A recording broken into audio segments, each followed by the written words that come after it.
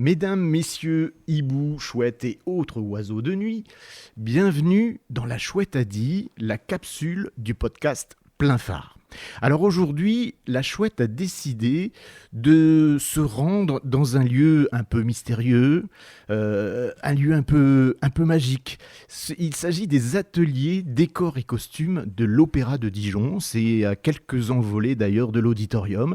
Un lieu où les tissus deviennent des personnages, où une aiguille peut changer le destin d'un ténor et où, en coulisses, il faut parfois habiller quelqu'un en moins de temps qu'il n'en faut pour chanter un air de Mozart. Mon invité, que je vais retrouver tout de suite, connaît bien ces coulisses. Costumière, habilleuse, teinturière textile, exploratrice de matière et des couleurs. Elle navigue, si on peut dire, depuis des années entre opéra, théâtre et création personnelle. J'ai le plaisir de me rendre dans ce lieu magique aujourd'hui pour retrouver Julie Lardreau. Installez-vous confortablement, ouvrez grand les oreilles et peut-être aussi un peu les yeux de l'imagination. Plein Phare présente La Chouette a dit par Olivier Bizio. Bonjour Julie. Bonjour Olivier. Est-ce qu'on peut se tutoyer, Julie ? Oui, avec plaisir. Alors Julie, première question, une question un peu rituelle. Quand on est une petite Julie à Tours, est-ce qu'on cousait déjà, dessinait déjà, ou est-ce qu'on faisait surtout des bêtises créatives ? Bon, un peu tout ça. À Tours, oui, je me souviens avoir demandé ma première machine à coudre à 15 ans. Donc voilà, j'étais encore au collège et au lycée, c'est là que je l'ai le plus utilisé dans mes études d'art appliqué. Donc pas forcément couture à proprement parler, mais art appliqué au sens large. Et je me souviens que je me faisais toujours une tenue spéciale à chaque fois du bricolage de tenue un peu spécial à chaque fois que j'avais un oral pour présenter un projet. Donc oui, il y avait déjà un petit peu de ça. Il faut dire que ton papa était peintre, il était prof également d'art plastique. C'était un peu une maison où il y avait des pinceaux et des crayons qui traînaient un peu partout quand même, il faut le dire. Oui, des pinceaux, des crayons et puis des tableaux qui couvraient les murs de ma maison. Donc oui, j'ai vécu dans une maison de peinture. Est-ce que tu te souviens justement du premier objet ou du vêtement que tu as fabriqué toi-même ? Alors le premier, si. Alors le premier que j'ai fait en cours de couture, parce que avec l'achat de ma machine à coudre, j'avais eu le droit à un cours de couture à la boutique Singer de Tours. Et j'avais choisi un tissu écossais. Alors pas facile de commencer par un tissu écossais parce qu'il y a des raccords de motifs à respecter. Mais je m'étais fait une petite robe un peu rétro, ouais, dans ce tissu-là. Et tu l'as gardé ? Je l'ai gardé longtemps. Mais je crois que même mes filles, elles ne l'ont pas essayé. Puis moi, je rentre plus dedans, évidemment. Alors, au lycée, tu fais également de la musique, de la danse, et il y avait même un groupe, un trio de jazz, hein, je crois. Tu pensais déjà à faire une vie artistique à ce moment-là ? Oui, je savais que mon métier serait artistique. Musique, danse, non. C'était pour nourrir, plutôt un métier du design ou de l'artisanat. Mais oui, c'était sûr que j'allais choisir une voie artistique. Ouais. Et donc, après Tours, tu prends la route de Paris, comme pour beaucoup de métiers artistiques, pour intégrer l'école Boulle, qui est une école très connue. Et quand on arrive à Paris, dans cette école, à 18 ans, est-ce que tu t'es dit « Ok, là, je viens de rentrer dans une autre dimension ». Bah oui, là c'est la cour des grands. Boulle, avec tout ce qu'il y a de prestigieux, m'a apporté toute la liberté que je recherchais à cette époque-là. Ça m'a permis de rentrer dans le milieu artistique. Alors pas tout de suite le spectacle, mais le milieu du design, parce que j'avais choisi une section design d'espace. Et puis à côté, toutes les sorties que m'offrait la vie parisienne en termes de spectacles, des concerts surtout, parce que j'étais branchée musique. Mais j'ai découvert le théâtre, le cirque, Pas encore l'opéra, mais c'est venu quelques années après. Il y a, c'est vrai, une offre artistique très importante, évidemment, lorsqu'on est à Paris. Tu viens de parler de design d'espace pour nos auditrices et auditeurs, et pour moi. C'est quoi exactement ? Alors, la section que j'avais fait, c'était un BTS expression visuelle, espace de communication. Voilà, j'ai retrouvé le terme exact, EVEC, qui est devenu un DNMAT d'espace, j'imagine. Et ça consistait en 2 ans à concevoir des stands ou des mini-décors dans des lieux commerciaux pour vendre un produit. Donc c'était déjà on avait déjà l'idée de mettre en scène dans l'espace un produit pour le mettre en valeur pour la vente. D'accord, donc on s'approche petit à petit du décor, en effet pour mettre en valeur non pas des chanteurs, des comédiens, mais en tous les cas pour mettre sous les feux de la rampe un service de communication par exemple. Et donc il y a évidemment les concours et il y a une épreuve de costume, tu m'avais raconté cela. Est-ce que c'est le moment où la petite lumière s'allume chez toi pour cette création de costume ? Est-ce que c'est le point de départ ? Eh ben oui, je pense que le point de départ, c'est une remarque d'une personne du jury à mon concours de l'ENSAT que j'avais tenté en scénographie, dans la section scénographie, qui m'avait dit, donc il y avait un sujet imposé de présentation d'une maquette de décor et de costume pour une pièce. Et en fait, il avait trouvé que j'avais beaucoup plus d'enthousiasme à présenter la partie costume que la partie décor. Et c'est lui qui m'a dit mais pourquoi vous ne tentez pas une section décor plutôt que scénographie. Et il se trouve que cette année-là, le DMA à l'époque, costumier réalisateur de Paris, allait ouvrir ses portes à la rentrée. J'ai postulé, il restait 2 jours avant de postuler, j'ai postulé, j'ai été prise, donc voilà, c'est comme ça que je suis rentrée dans une formation de costume. D'accord, tu parles de DMA, c'est ça ? Tu peux Oui. nous donner la signification ? Alors, le DMA, à l'époque, c'était un diplôme de métier d'art. Donc, il existe des DMA, par exemple, à Boulle, il y avait un DMA ébénisterie, un DMA tapisserie, DMA orfèvrerie, donc tous les métiers de l'artisanat d'art. Il y avait aussi des BTS, donc moi j'étais plutôt en BTS, donc côté industrie. Mais maintenant, tout ça, ça a fusionné depuis quelques années en DNMAD, donc Diplôme national des métiers d'art et du design, donc qui englobe un peu tout l'artisanat et l'industrie. Pareil, dans différentes sections, textile, architecture, produits.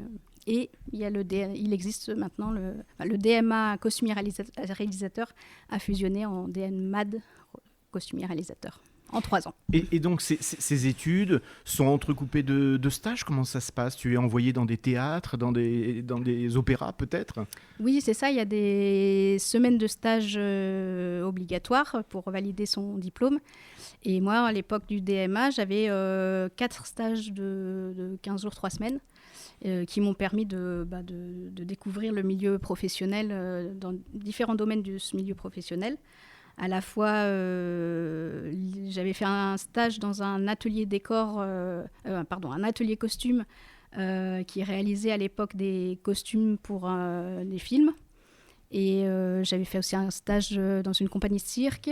Et puis un fameux stage chez une costumière d'opéra qui s'appelait, je ne sais plus si elle exerce encore, mais Claude Masson. Et qui avait un atelier en dernier étage de sa maison dans le 12e, et qui m'avait pris en stage et puis qui m'a offert mon premier job, mes premières heures d'intermittente. Je les ai fait chez elle à l'issue de mon diplôme, et c'est comme ça que je suis rentrée dans le milieu de l'opéra. Et justement, par rapport à ces différents stages que tu disais, le cinéma, le théâtre, l'opéra, est-ce qu'il y a un stage en particulier qui t'a marqué ? Eh ben celui chez Claude Masson, c'était quand même ce côté familial m'a porté. J'avais l'impression de faire partie de l'équipe très vite, par rapport aux autres stages où je faisais des étiquettes dans un coin. Celui-là m'a particulièrement porté pour la suite. Mais ça devait être très familial d'être dans le lieu de cette dame qui est réputée, qui est renommée, d'être chez elle Bah oui, et oui, oui. d'être dans cet atelier. C'était ça? C'était une ambiance familiale ou... Oui, parce on était 4. Il y avait Claude, il y avait Bruno Fatalo à l'époque qui était son coupeur, qui est maintenant à la tête d'une autre maison de costumes. Ildiko Horvat aussi qui était coupeuse aussi. Et puis Sophie, notre couturière, et moi, qui est toute jeune couturière qui commençait. Donc vraiment à 4, on avait fait les costumes pour un opéra qui s'est joué à Lausanne. Donc c'était une petite équipe et une grande émotion. Des grands souvenirs aussi. J'entends souvent dire que dans les théâtres, on dit souvent que tout le monde sait un peu tout faire. C'est vrai aussi pour les costumes? Alors, si un peu tout faire, oui, il faut être un peu couteau suisse, j'ai envie de dire, mais après, on a chacune nos spécialités. Nous, ici, à l'Opéra de Dijon, Violaine Lambert, notre responsable costume, nous engage, la dizaine d'intermittentes de costumières de la région, selon nos compétences. Si elle sait que sur tel opéra, enfin telle production, il va y avoir un travail de teinture ou de patine particulier, elle fait appel à moi ou à une autre collègue, Cécile Chuminoff, qui maîtrise également cette partie-là du costume. S'il y a un travail de corsetterie, on avait Amélie Loisier à l'époque, on a un travail de tailleur, on a plutôt Eléa Lemoine qui vient. Voilà, on a toutes un peu notre spécialité, mais on sait aussi faire plein de choses polyvalentes. Donc nous étions à Paris, mais il a bien fallu un jour que tu arrives ici, là où on te rencontre aujourd'hui. Tu arrives à Dijon.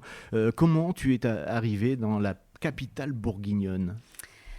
Alors, je suis arrivée en 2010. À l'époque, je travaillais avec une compagnie de théâtre et opéra, la compagnie Sandrine Anglade, une metteur en scène qui faisait du théâtre et de l'opéra, et qui avait été invitée à l'Opéra de Dijon à faire la création de L'Amour des Trois Oranges. Et donc, ça faisait plusieurs créations que je faisais avec elle à Paris. Et là, pour L'Amour des Trois Oranges, il était question qu'on commence les costumes sur place à Paris, donc en montant un atelier avec le scénographe costumier Claude Chestier, que j'assistais à l'époque. Donc on a commencé à monter un atelier avec des costumières parisiennes. On a fait les premières ébauches. Et on avait 1 mois et demi de répétition à l'Opéra de Dijon. Donc je suis venue m'installer pour 1 mois et demi ici, ce qui devait être une parenthèse, et avant de retourner à la capitale. Mais à l'époque, j'avais 2 petites filles de 2 et 4 ans. Et le retour à la vie en région m'a beaucoup plu, surtout à Dijon. Et puis, il y avait il y avait une nouvelle dynamique qui se créait à Dijon avec l'arrivée de Laurent Joyeux à l'époque, qui faisait qu'il y avait potentiellement du travail ici à développer dans les ateliers couture de costumes de l'opéra. Donc voilà, j'ai décidé de poser mes valises. Dijon devient ta ville d'adoption. Exactement. Alors, je vous l'ai dit tout à l'heure, Julie nous accueille ici dans un lieu qui n'est pas ouvert au public, donc merci beaucoup de cet accueil. On a eu la chance, avant de commencer l'enregistrement, de visiter quelques lieux où l'on voit bien le menuisier, on voit différents corps de métiers qui préparent les spectacles à venir. Donc c'est vraiment une vraie fourmilière, et là nous sommes dans l'espace que je vais appeler l'espace couturière, où il y a des collègues à toi également autour de nous qui travaillent, parfois même sur des représentations futures, et on va éviter toute photo parce qu'il faut garder la magie du spectacle. Et je peux vous dire que c'est un vrai plaisir d'être ici et de partager ce moment avec Julie et ses collègues. Donc les coulisses, c'est également un endroit que tu connais bien, que vous connaissez bien dans ce métier. Comment naît concrètement un costume d'opéra pour un opéra à venir? Comment ça se passe exactement? Alors, ça se passe à peu près un an et demi avant la première, où un metteur en scène et un scénographe costumier, ouais, parfois même 2 ans, un metteur en scène choisi par la direction et son équipe scénographe, costumier, costumière, arrive pour présenter la maquette à l'équipe de l'opéra. Donc là, quand je parle d'une présentation de maquette, c'est une présentation du volume de la maquette de décor, mais aussi des dessins des costumes, des futurs costumes. Et ça, c'est présenté. Bon, alors, du coup, on s'est présenté au chef de poste, donc pas aux intermittents. Nous, on n'est pas encore dans l'histoire. Mais et à partir de là, notre responsable, Violaine Lambert, travaille sur la budgétisation de tout ça. Et ensuite, quand vient 2 mois et demi avant la première, elle monte un atelier avec les différentes compétences pour mener à bien le projet. Et on lance donc l'atelier à 4, 5, 6 costumières. Et donc voilà, ça dure à peu près 1 mois et demi. Et une fois que tous les costumes sont réalisés, c'est la première fois que le costume monte sur scène, c'est le jour de la Générale Piano. En même temps, c'est le dernier jour des répétitions simplement avec le piano. L'orchestre arrive après, donc c'est une concrétisation. C'est ce qu'on appelle la couturière dans le milieu du théâtre. Donc c'est là qu'on voit les mouvements de décor, les costumes, enfin les chanteurs dans leurs costumes avec leur maquillage coiffure, les lumières, tout est mis en place en même temps. Et il nous reste ensuite quelques jours pour ajuster, notamment les patines, parce que comme on a vu les tissus en lumière, on peut ensuite ajuster avec quelques teintures, quelques patines, des retouches quand on voit que finalement les ourlets sont trop longs, trop courts sur scène, parce que ça rend pas la même chose qu'en cabine d'essayage. On a le temps encore de retoucher. Et puis après arrive l'après-générale, la générale et les représentations. Donc là, c'est à partir de la générale piano, il y a toute l'équipe d'habillage qui rentre en scène et qui passe le relais, l'équipe couture passe le relais à cette équipe habillage. Et c'est parti pour la vie du costume sur le plateau. Voilà, on va parler justement du métier aussi d'habilleuse. Là, nous sommes au mois de mars. Nous enregistrons ce podcast au mois de mars. Ce soir, c'est la dernière de la Bohème. Est-ce que tu as en mémoire le nombre de costumes nécessaires pour la Bohème, à quelques dizaines près peut-être, mais je sais qu'il y a beaucoup de monde sur scène. Oui, il y a une 50aine de choristes, il y a 6 solistes, il y a une douzaine d'enfants. Et il faut savoir que les solistes, alors les hommes ne changent pas de costume, mais les femmes ont les 2 femmes ont chacune deux costumes. Et les choristes, il y en a la moitié qui changent de costume. Donc voilà, il y a une centaine de costumes, peut-être une petite centaine de costumes, mais avec plein de pièces, parce que c'est des costumes bien complexes. Ouais. C'est des costumes fin 19e et super bien léchés. Donc des fois, une silhouette peut comporter 10-12 éléments de costume entre le jupon du dessous, le jupon du dessus, la robe, le tablier, le fichu sur la tête, le petit gilet. Donc voilà, il faut que les habilleuses regroupent avant le spectacle tous ces éléments de costume, pointent à chaque fois pour voir si tout est là, parce que la veille, l'équipe d'habilleuses d'entretien a lavé ce qui doit être lavé, donc après il faut tout remettre à sa place en loge. Et ce qui est plutôt certainement satisfaisant, enfin je ne sais pas, tu vas me le confirmer, c'est que donc ce soir c'est la dernière de la Bohème, mais ça ne s'arrête pas là. C'est-à-dire que la Bohème se poursuit dans un autre opéra, dans un autre théâtre, notamment à Reims, je crois. Oui. Et donc les costumes vont partir également à Reims, chez vos collègues qui auront ce travail également d'habilleuse. C'est bien ça ? Oui, c'est ça. Les costumes sont venus du Luxembourg juste avant. Ça a été créé au mois de décembre à Nancy, ça a joué ensuite à Caen dans la foulée, Luxembourg, maintenant c'est chez nous.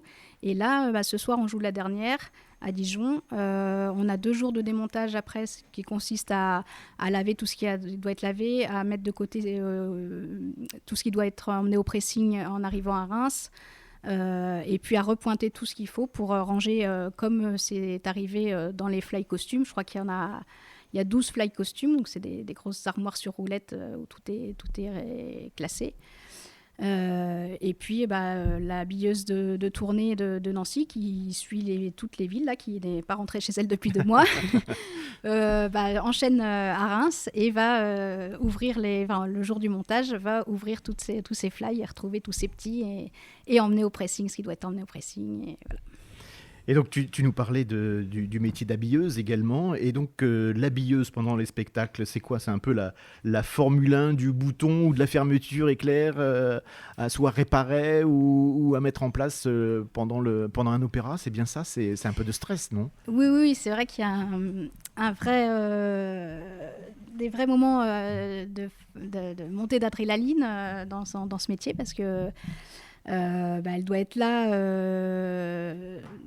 pour préparer tranquillement les costumes, mais si au moment de la préparation elle voit que déjà qu'il y a un bouton qui n'a pas été bien, qui est en train de tomber, elle doit le réparer. Des fois ça arrive au moment de l'habillage des artistes, donc elle a sa trousse, sa ceinture avec tous ses outils tout le nécessaire. Tout le nécessaire pour réparer.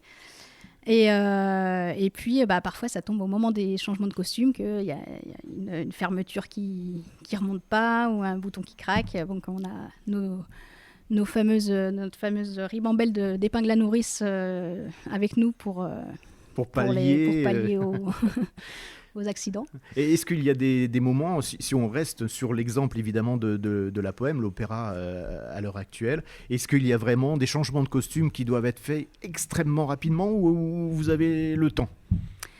Alors sur la Bohème, il y a 2 moments. Un dans la première partie où il y a 3 choristes qui doivent être changés très rapidement. C'est 3 minutes, donc on a vu pire, mais il y a une partie, le changement de costume se fait en coulisses au bord plateau, et après les 3 artistes doivent faire tout un chemin pour arriver dans l'espace public, pour être accessoirisés, parce qu'ils portent des accessoires qui sont posés par les accessoiristes qui travaillent avec nous. Et un petit coup de coiffure, maquillage de dernière minute aussi par les coiffeuses maquilleuses qui sont avec nous pour une entrée par le public dans la salle. Dans la salle. Voilà, donc il y a ce temps-là aussi à avoir en tête, quoi. Alors, et dans la deuxième partie, il y a aussi un autre changement de costume. Là, on a 8 minutes, mais en fait, elles paraissent beaucoup plus courtes parce que c'est les 2 solistes femmes qui changent. Et en fait, il y a tout un travail de coiffure et maquillage qui change aussi, parce que c'est la mort de Mimi, donc elle est toute pâlie, et puis on lui fait des nouvelles coiffures. Donc nous, en habillage, on doit aller très très vite parce que la maquilleuse et la coiffeuse ont plus de temps. Aussi un travail de à effectuer sur la chanteuse. Alors si tu le veux bien, Julie, on va revenir sur toi, sur tes formations, parce que tu ne t'es pas arrêtée là. Ensuite, tu as eu envie d'explorer davantage la couleur, si je puis dire, puisque tu repars te former en peinture décorative. Tu peux nous expliquer, peinture décorative, ce que ça signifie ? Oui, alors c'est en 2014, je crois, j'ai eu un petit moment où j'avais envie de me reformer, de travailler autre chose que le textile et de découvrir un peu plus le milieu de la peinture et de la couleur. Donc je suis retournée à Paris pour passer un CAP de peintre et décoratrice à l'école Artemisia. Et là-bas, j'ai pris l'option en plus peintre spectacle. Donc il y avait tout un module sur les toiles peintes et les trompe-l'œil et le faux marbre, le faux bois, mais en version bâtiment et en version avec des techniques plus rapides de spectacle. Et ça m'a bien plu parce que ça me faisait sortir aussi du milieu du spectacle, des collègues intermittents que j'aime beaucoup, mais que j'étais ravie de retrouver, mais voilà, de découvrir un autre milieu, le milieu du bâtiment. Et en fait, en revenant de là, j'ai eu 2-3 opportunités de faire des fresques dans des restaurants ou chez des particuliers. Mais ce travail, je l'ai continué sur le textile, ce travail de couleur, de patine et de teinture. Et j'ai, en autodidacte, fait mes propres recettes d'ennoblissement de textile. Et du coup, maintenant, à l'opéra, je peux utiliser ces compétences-là en plus pour les costumes. Et tu me parlais de teinture végétale ? C'est bien ça le terme ? Oui, c'est ça, teinture naturelle ou teinture végétale. Parce que la teinture naturelle, c'est peut-être un sens plus large parce qu'on n'utilise pas que du végétal. Avec toutes ces expériences avec des produits qui ne sont pas forcément bons pour l'environnement ou la santé, je me suis penchée sur des produits plus écologiques et notamment tout le milieu de la teinture végétale. Donc je suis allée me former, après quelques expériences en autodidacte, je suis allée me former dans un centre de formation qui s'appelle l'ENAMAC, dans la Creuse, où j'y ai découvert aussi tous les métiers de la laine, parce que c'est plutôt un centre de formation sur les métiers de la laine, donc avec des formations de tissage, feutre, tricot. Et là-bas, j'ai fait toute la filière, le cursus feutre. Et ça a continué à développer tout un travail plastique et de patouillage de fibres textiles, colorées ou pas, mais pour créer de la texture en plus de la couleur. Alors justement, tu travailles sur ce qu'on appelle donc la laine feutrée. Tu peux nous expliquer, alors il n'y a pas de caméra pour filmer ce podcast, c'est uniquement à travers la voix. Qu'est-ce qu'elle permet de faire par rapport à un tissu classique ? Alors la laine feutrée, c'est un matériau un peu magique parce qu'on part de fibres qui sont comme des petits bouts de fil, c'est de la fibre de laine qu'on pose. Alors moi je fais plutôt la technique du feutre mouillé, donc on pose des petites mèches de laine sur une table. On mouille avec de l'eau savonneuse toute cette surface et on vient frotter, rouler, malaxer cette matière qui, grâce aux écailles des fibres de laine, s'entrevêchent et se mêlent et s'agglomèrent. Et ce qui forme une surface textile qui est ni tissée ni tricotée, elle est amalgamée de fibres. Et donc ça fait des surfaces plus ou moins denses selon la force qu'on y met et le temps qu'on y passe. Et moi, ce que j'aime faire, c'est du feutre Nuno. C'est cette même technique, mais dans laquelle on rajoute ou on intègre un tissu de soie, traditionnellement de soie, mais ça peut être une autre fibre naturelle. Qui vient armer un peu cette matière et qui crée des matières double face, soie et laine.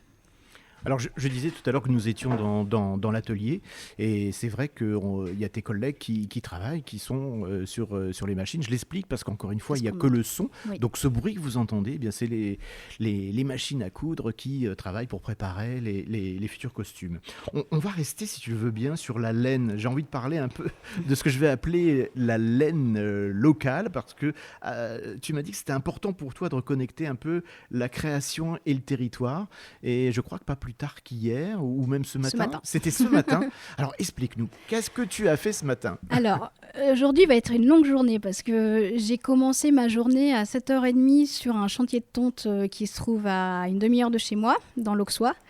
Où j'y ai retrouvé 2 collègues lainières qui, dont l'une est éleveuse aussi.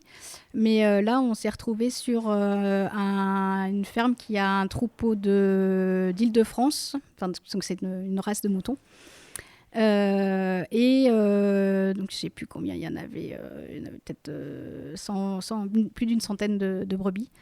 Et on était là avec les 2 tondeurs qui, c'était le jour de tonte, donc ils tondaient une par une les brebis. Et nous, toutes les 3, enfin 4, parce qu'il y avait un autre collègue qui est venu nous rejoindre, on était sur des tables de tri à déposer les toisons une par une et à trier à mettre de côté ce qu'on estime être beau de la toison et mettre toutes les crottes et les végétaux de côté.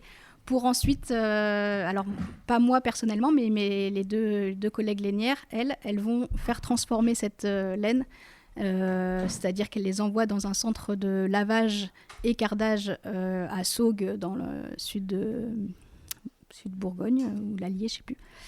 Et puis ensuite, donc l'une récupère la laine cardée que moi je lui achète. Et l'autre va jusqu'à faire feutrer mécaniquement cette laine que je lui achète aussi. Et avec ces 2 matières qui sont encore de la matière première, mais qui ont déjà été en partie transformées, moi je continue le processus pour aller jusqu'au vêtement, quoi. Parce qu'il y a un aspect de ta personnalité que l'on n'a pas encore abordé, et il est important de le dire parce que c'est une partie très importante que tu développes, c'est la création, tes créations. Et donc tu as ton atelier. Est-ce que tu peux justement nous en parler de ces créations, de ce que tu proposes et à qui ça s'adresse ?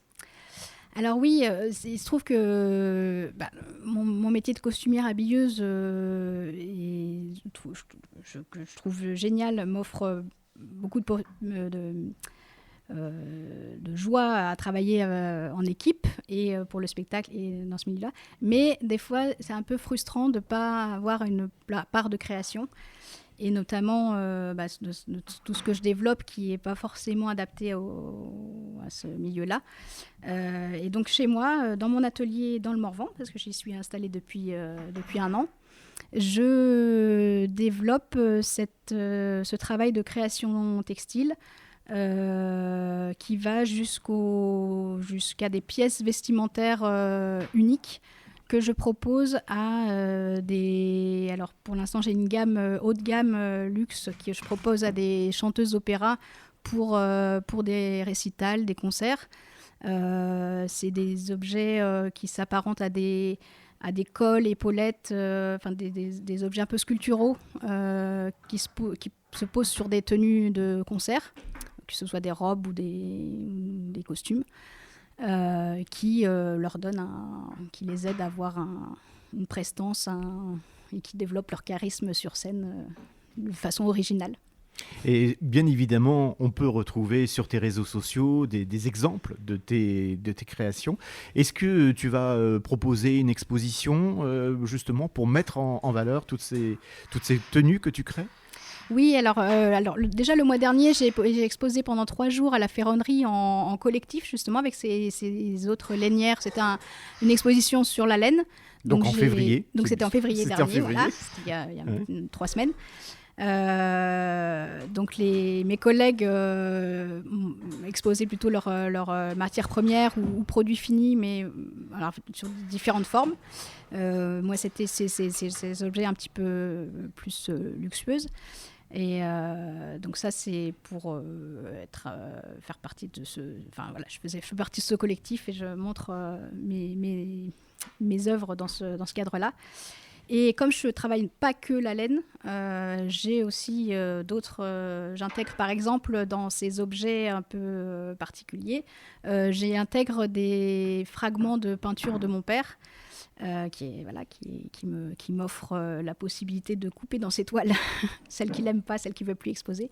Et tout ça, je vais le présenter au mois de juin, ce mois de juin-là, 2026, à la salle d'exposition de l'Escale à Talent. À Talent, oui, voilà. Bien sûr, on connaît bien. L'espace culturel de Talent.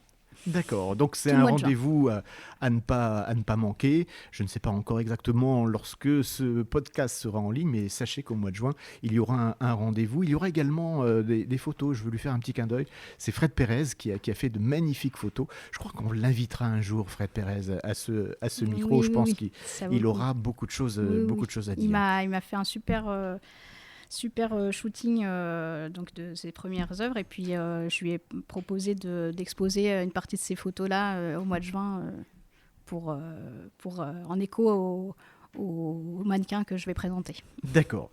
Alors, c'est vrai que ça avance très vite. Si quelqu'un aujourd'hui nous écoute et rêve de travailler dans le spectacle, comme toi, le spectacle vivant, l'artisanat artistique, quel est le premier conseil que tu lui donnerais ? On a autour de nous une jeune fille qui est en apprentissage, qui travaille à vos côtés. Quel serait le conseil que tu pourrais donner à une jeune fille ou un jeune homme qui aimerait se lancer comme vous dans ce métier ? Moi, je dirais que la première chose, c'est d'aller voir des spectacles, que ce soit du théâtre, du cirque, de l'opéra, mais se nourrir de tout ce que la culture française et autres nous offre dans toutes ces scènes de spectacles. Pour s'imprégner un petit peu de toute cette proposition et puis essayer de rencontrer les gens en coulisses, les gens qui y travaillent, que ce soit les costumiers, les habilleuses, les machinaux, les accessoiristes, pour se rendre compte que c'est vraiment un travail d'équipe et qu'il faut penser équipe. Et puis aller continuer à dessiner, continuer à voir des expos aussi, d'aller écouter de la musique, se nourrir de toute autre forme d'art. Très bien. Mais écoutez, merci. Là, je m'adresse à toi, mais aussi à tes collègues de nous avoir accueillis dans cet atelier. Merci à l'Opéra de Dijon, puisqu'encore une fois, c'est un lieu qui n'est pas ouvert au public. Merci beaucoup, Julie. Merci pour ce voyage dans les coulisses du spectacle vivant. Un monde où les costumes racontent bien souvent des histoires, avant même que les chanteurs n'ouvrent la bouche parfois.